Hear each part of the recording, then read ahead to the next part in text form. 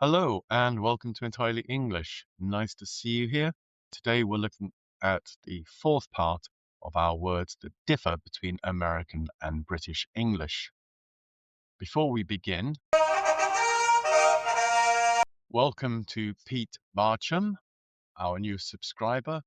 And if I haven't mentioned you, do let me know that you have subscribed, like Killian Ennis did.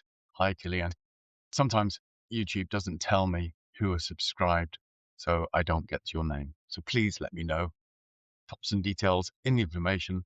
Tell me who you are and where you're from and what you're interested in. All right, so our words today that differ between American and British English, or English and American. Our first one is a very simple one to look at.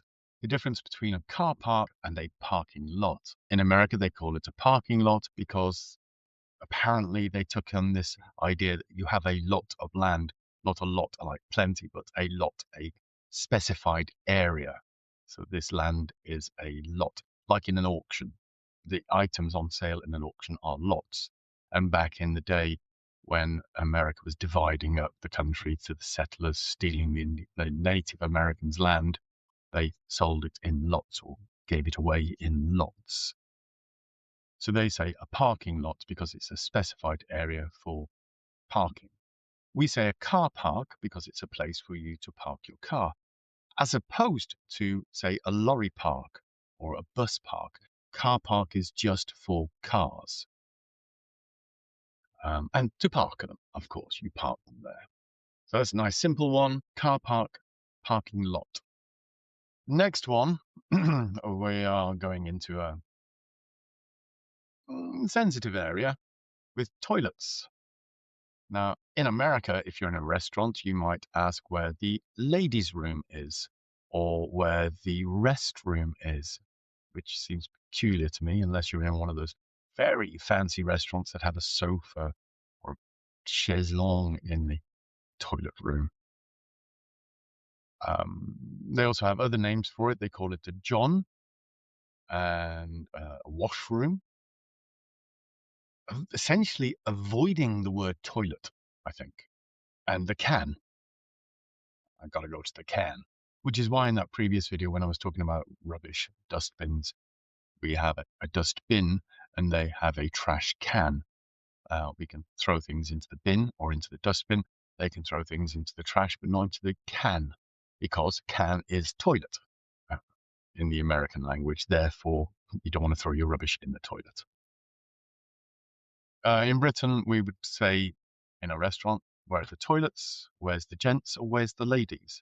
We also call it a lavatory, a loo, and there's regional things. Where I came from in the north of England, we'd call it a bog, whereas the bog, but they are very, not the words you'd use in polite society, let's say.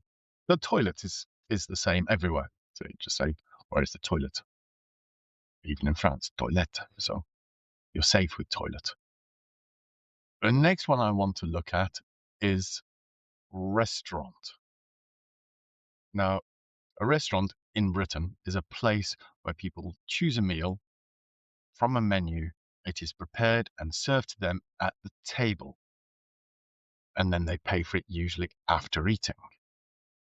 It is a dining experience. The Americans seem to have mixed this up. I'm saying this because it bugs me when they call McDonald's a restaurant. It is essentially a cafe. You go there, you get your coffee, your burger, whatever. You pay for it, and then you take it and sit down. So it's actually lower than a cafe, I would say, on the scales of restaurant, bistro, cafe, and McDonald's, and what they call a diner. Diner is an interesting one. To dine is the verb meaning to eat, and we get the word dinner from dine, dinner. And they have these diners, and it sounds very posh to dine, go to the diner. But when you look at them, they are kind of these seedy sort of burger places again. Oh, yeah. Restaurant and cafe in Britain seems restaurant is a generic term for the Americans. So the last one we're going to do for today is related to hair. Now, in Britain, the bit at the front when people have, there's a picture, This sort of haircut, that bit at the front above the eyes is called the fringe. In America, they call it bangs. Now, I've never understood why they call it bangs. It seemed really weird. Two things. Firstly, it is hair as a thing is singular. Hairs, individual things like you pluck off your coat from the cat, etc. That is different. But we talk about somebody's hair, singular. So a fringe is singular because it's this group of hair. So they say bangs, it's like they're talking about each individual piece as opposed to the whole appearance. So that doesn't quite pan out. When you do an internet search, you will find that it says Americans call a fringe bangs because the style of cut is bang off, abruptly or straight across. The term originated in the late 19th century from the equestrian term, that's horses, a bang tail. So the tail of the horse would be cut straight across, the hair of the tail would be cut straight across to give a flat end. Again, it doesn't really pan out for me because that would be like a girl's ponytail. Again, here's a picture of a ponytail. If you had a ponytail and you cut that straight across, that could be a bang cut. Not the fringe, that's at the front. The hair at the front of the horse's head might be cut straight, but would they call that a bang cut? Didn't say on the internet. I'm not into horses. But okay, let's say we accept that. We call it a bang cut. Maybe you abbreviate it to bang. But why bangs? When I first heard the term, I thought it was those bits of hair that people had down at the side. I'll see if I can find a picture, put it in here. So bangs really doesn't make sense. It's plural. And again, like all of these words, we had them before the settlers left. Women had fringes back hundreds of years ago.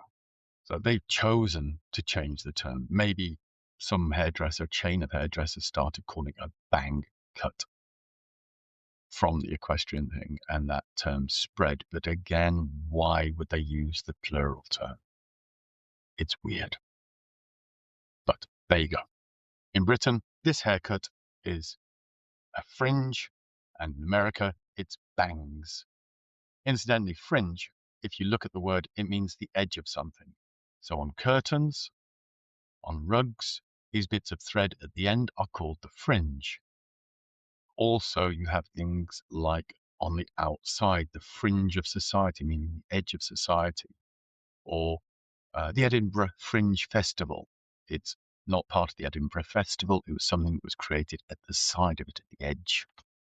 So we have this edge of hair at the front. So that brings an end to this series of words. These are all the ones that have occurred to me. There are others. You see them in films and think, why they call it that? If there's any that you can think of, pop them in the comments. Following Killian's advice, I'm going to do a video on the differences in the names of fruit and vegetables between America and Britain as well. So that should be the next video. I was going to limit it to ones that other people haven't mentioned. You know, the whole zucchini courgette thing. But I'll just try to do as many as I can find. All right, I hope that was interesting for you. Do leave some comments below. Let me know what you think and introduce yourself if you've subscribed and I haven't said hello. And don't forget to like and subscribe. See you again soon. Bye-bye.